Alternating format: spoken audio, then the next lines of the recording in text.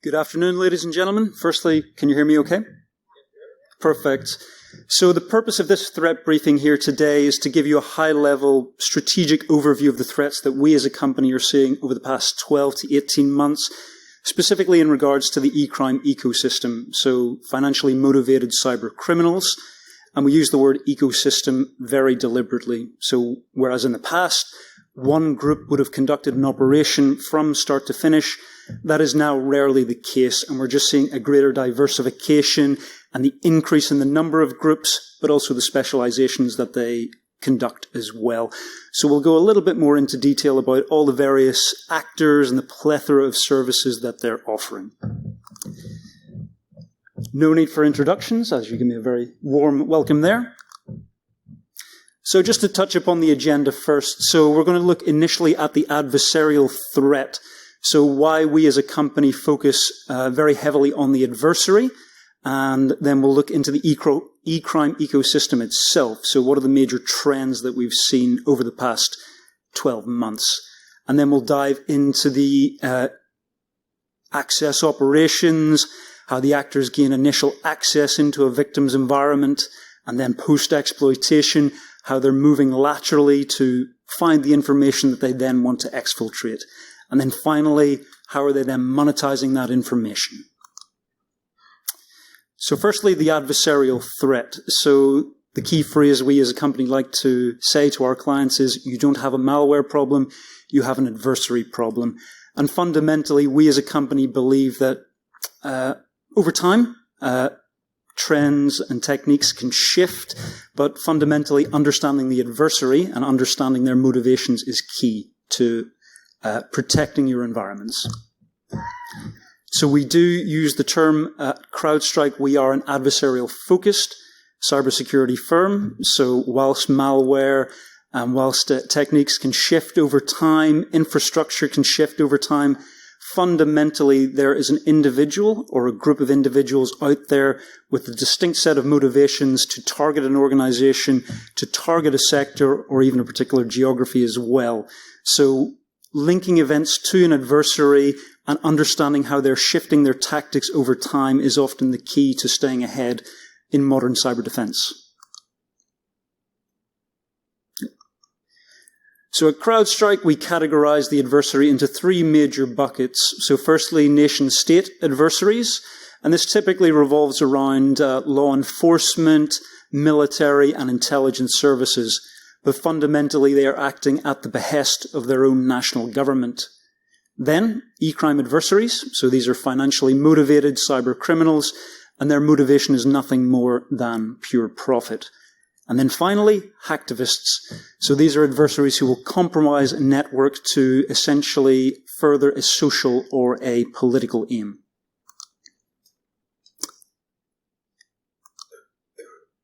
So this is our adversary universe. This is a list of all the known adversaries that we are tracking that have been active and attempting to compromise our clients' environments over the past 12 months. So this is not an exhaustive list of the adversaries that we track, but these are the ones that have been the most active over the past 12 months. And this is just the tip of the iceberg. So just to go into a little bit about how we attribute events to known actors. So we have a number of major collection points, the major one being endpoint telemetry. So we have access to over 40 million endpoints, and that's generating over 1 trillion events a day, which is an unmanageable number for any human or team of humans to interpret. So we use a number of various techniques, including machine learning, to initially identify clusters of activity. So discernible malware campaigns, discernible targetings of particular organizations and particular sectors. But then finally, the final piece is the attribution, and this is often the most difficult part. And fundamentally, this is a dynamic situation as well. So only and once we have enough evidence to attribute that activity cluster to a known adversary, we will do so. And potentially this can take weeks to months, and the activity cluster may remain as an activity cluster, and then evidence comes later on down the line that then allows us to attribute that to a known adversary. On the flip side as well, if this is something new and unique that we've never seen before, potentially that can then be graduated to become a new known adversary. So this slide here relates to our overall telemetry that we're seeing at CrowdStrike, and we're using 2019 as a baseline there. In terms of the overall telemetry, we are roughly seeing it increase 7-fold over that time period. So if you look at the red line there in regards to nation-state activity, more or less that's remained fairly consistent up until the last quarter of last year and the beginning of this year for obvious reasons, but that line is again beginning to flatten out. And in a way this makes sense because a lot of national governments, militaries, they only have so many people, so much funding, so much expertise. So unless they throw more money at those operations, these numbers are unlikely to rise significantly over the coming years. So we don't anticipate that rising significantly. However, a lot of the increase is due to the diversification of this eCrime ecosystem. So whether this is an increase in access brokers who are selling access into victims' environments, whether it's malware as a service operators, ransomware as a service operators, we've just seen that ecosystem grow and the number of characters within it grow as well. So again, that is fueling that rise. And then, as we mentioned earlier, in terms of unattributed, those will be the activity clusters that we've initially identified. And again, that's a dynamic situation. And then once we get more evidence, that will be linked to a known adversary. So next, we want to look at the more common trends that we're observing over the past 12 months in this ecosystem. So some of the overarching trends. So the first one here we're going to look at is novel extortion without the use of ransomware. So this is actors collecting information on the deep and dark web, looking for credentials and data that's already out there, going to organizations and ransoming that for a profit as well. So that's without the use of malware. Living off the land techniques. So once these actors are in a victim's organization, we're seeing an increase in living off the land techniques. So the use of legitimate tools and processes to remain undetected within that environment and to not trigger any alerts. Ransomware as a service we'll come back to.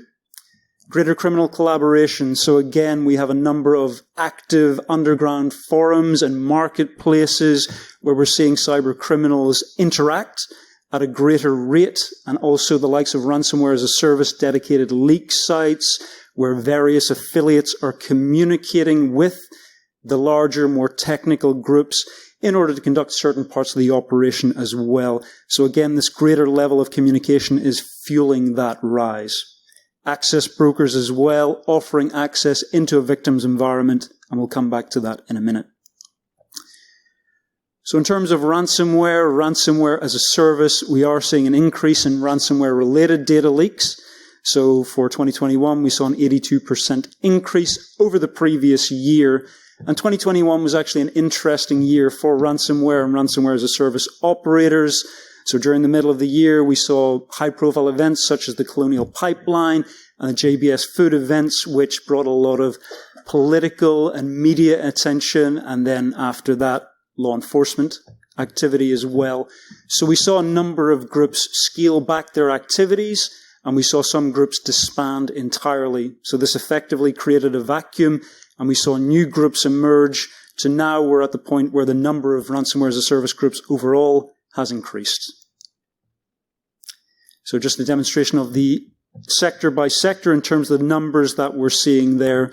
Top four being industrial engineering, manufacturing, technology, professional services as well. So all industries holding high value proprietary information, whether that's information in regards to new research, manufacturing processes, and so on.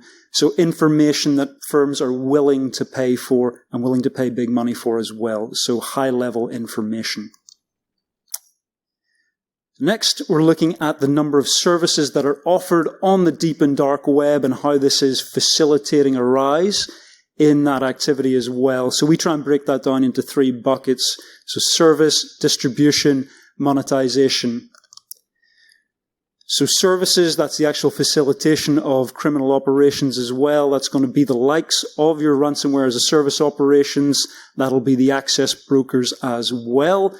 On the distribution side, the distribution of malware, spam campaigns, phishing kits, and so on.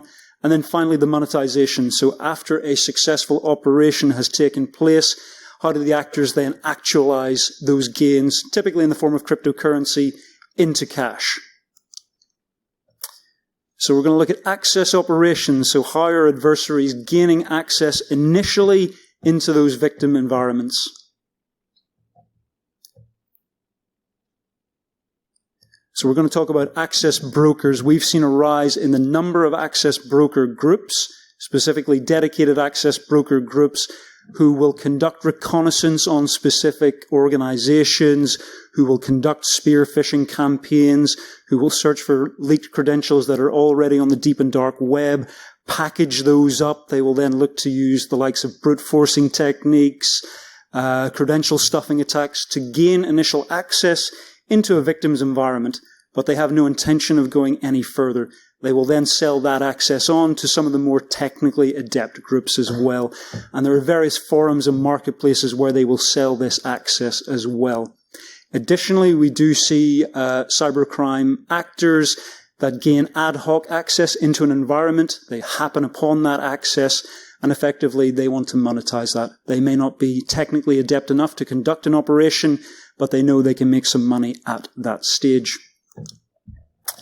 So this rise in access brokers is effectively, it's changing techniques for a lot of these actors. So previously, where we would have seen a lot of actors use malware-heavy intrusion methods, the use of custom malware as well to gain entry into those environments, we're now at the point where the majority of the initial access vectors that we're seeing are now fileless. So just to give you the numbers on that. So these statistics here relate specifically to 2021. So 62% malware free versus 38 use of malware. And we're seeing the stats for this year. That's getting closer to the 70% mark as well. So this is one of the adversaries that we track, and I just want to highlight here, this is one of the adversaries that has been adept in changing their techniques over time to adapt to the ecosystem at the moment and to essentially follow the money. So Carbon Spider, active since 2013, initially uniquely just targeted the financial sector in Russia from about 2013 to 2015, but there was a change of tact around 2015, and the group actually split. So we saw Carbon Spider split into another group called Cobalt Spider as well. Cobalt Spider fundamentally remained targeting the Russian financial sector, whereas Carbon Spider moved to targeting more e-commerce firms at a global level as well, card information and so on. So from around that 2015 mark to approximately 2019, that was their primary targeting profile.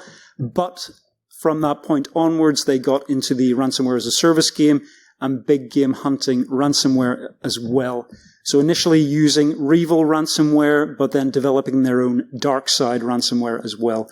And this is the group famous for compromising the Colonial Pipeline as well. So post-exploitation, so once these actors are in the environment, what techniques are they using? So living off the land techniques. So again, we're just seeing a greater proliferation of legitimate tools, legitimate services to essentially remain undetected in the environment, to not demonstrate any anomalous activity, and to not trigger any internal alerts as well. As an example, our threat hunting team, Overwatch, 1 out of every 10 intrusions that they see over the course of 2022, they're seeing the use of Mimikatz as well. So this is just an example of how they're using legitimate tools to move to the areas of the network where they can effectively locate the information they want to exfiltrate. Remote desktop protocols as well. So again, over the COVID period, we're seeing a greater level of targeting on those RDP environments, AnyDesk being the primary one that we're seeing as well. So what do the adversaries want? Fundamentally, they want your data, but moreover, they want to monetize that as well. So in terms of the major ransomware variants that we're seeing over the course of this year, statistics here, Lockbit is by far and away the most prevalent, but a lot of these numbers come from the past 2 or 3 months.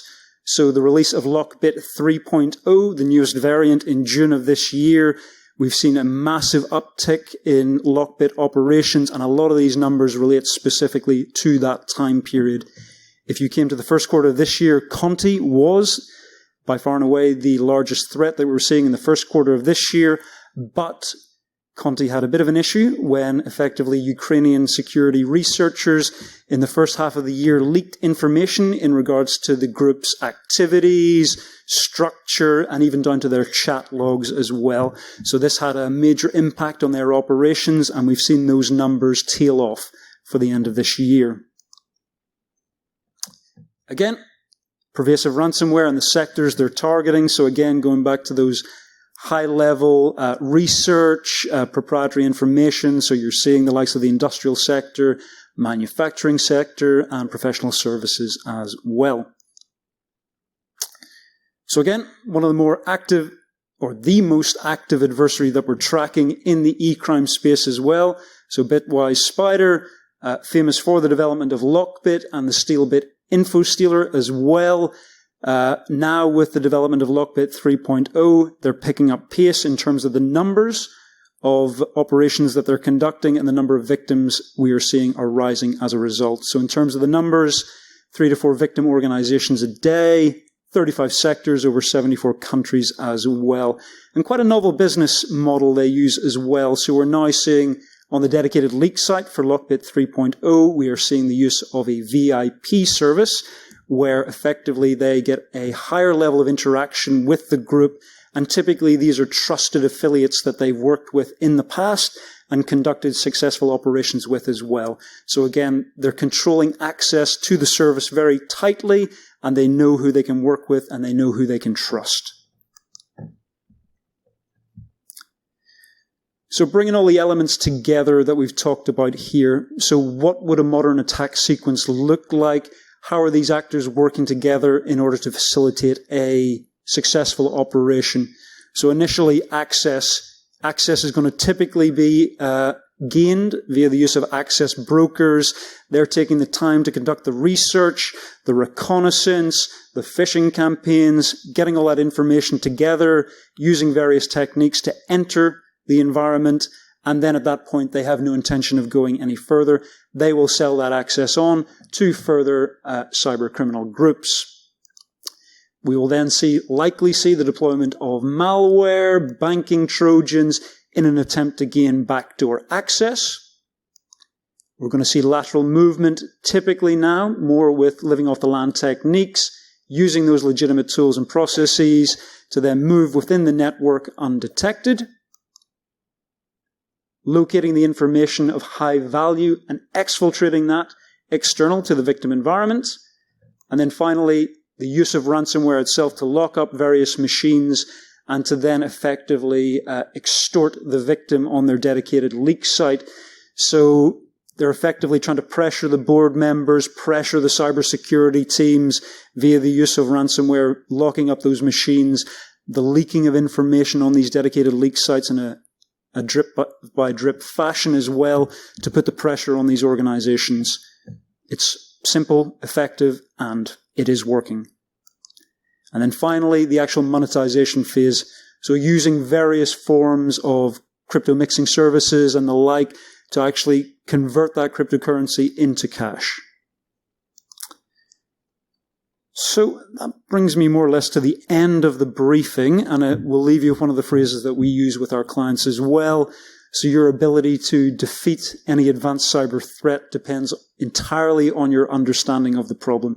So understanding the threat specific to your organization, to your sector, who are the adversaries who have been targeting that sector, why are they doing it, what are their motivations, and how have they changed their tactics over the past 6 to 12 months. So understanding that change will allow you to configure your defensive posture and to stay ahead in terms of cyber defense. So I think at this point we can field any questions.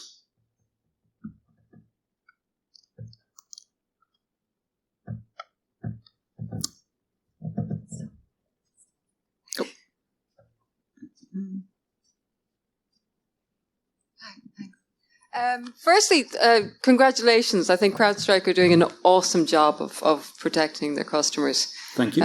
Very impressive statistics recently. I was looking at the recent one with the Mirai botnet, which is IoT, and what you defended against fairly recently. That was really impressive. How CrowdStrike managed to it was gigantic traffic. Yes. So, what do you see as the future of that? Is that just going to keep increasing, or how? In terms of the numbers that we're seeing overall, the numbers do seem to be increasing overall, and that's not just in the eCrime sector. The telemetry overall is growing. Now, you can say we as a company are growing. We're seeing more endpoints at a global level. But fundamentally, when you're talking about events in the trillions, our growth as a company does not explain that. We're just seeing, again, a greater rise overall. Conversely, we are seeing better cyber defenses. We are seeing at board levels in the private sector as well, we're seeing greater understanding of a more holistic approach to cybersecurity. So not just plug and play tools, but understanding the threat at a wider level as well. So whilst the numbers are growing, we are seeing a better understanding on the defensive side as well. So it could go either way, but effectively on the eCrime side, definitely those numbers are going to continue to rise. I'm hearing a lot about the triple threat that's now occurring, whereby company data has been leaked, the systems are being locked out, but also they're being hit with the DDoS attack in order to put more intense pressure on companies and various institutions to pay up and pay up quicker. Yes. Are you seeing much of that? And second part of the question, are you seeing it being effective for those employing it? So, whilst we do see triple extortion as well, it is on the rise, but it's still a small proportion of what we're seeing on that kind of ransomware and putting pressure on the board side of things as well. Is it an effective technique? Yes, it is. But again, this goes back to each individual firm. Some firms are in a position to weather that storm better than others as well. So whether it comes down to, do you pay the ransom in that situation? We would never advise either way, because this is a company by company decision. But effectively at that level, you've got to be able to justify, do we pay this ransomware? How is this going to affect our company? And we've seen companies go bankrupt as a result of some of these attacks as well. So fundamentally at that level, you've got to be able to justify either way, whether you pay or you don't pay as well.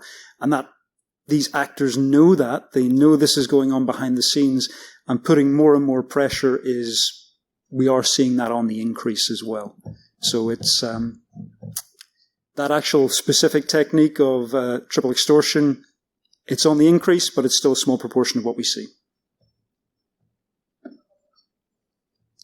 Yes. So I have a quick question on Discord, the gaming application. Beyond in the last 2 years, the DoD and a few other places have noticed that the online trend is that they're using this platform to actually elicit like darknet and selling things online, illicit activities, eCrime. It's a huge increase on this in the last 2 years alone due to COVID and all this. Like, have you noticed yourself? That specific forum, I'm not too familiar, but I can speak in general about the threats. So in terms of the actual numbers of forums and marketplaces that we're seeing, they are growing. Some are more, they've gained a reputation more than others as well. Some of these forums, it is literally recycling of information that's already out there on the deep and dark web as well. When it comes to the sale of malware, for example, or even linking up with ransomware as a service groups, those are typically more controlled by those adversaries. And they're very particular in who they work with as well. So it's almost hackers coming in at the bottom level almost have to prove themselves to these groups before they'll actually work with them. And essentially they want to make sure it's not law enforcement as well.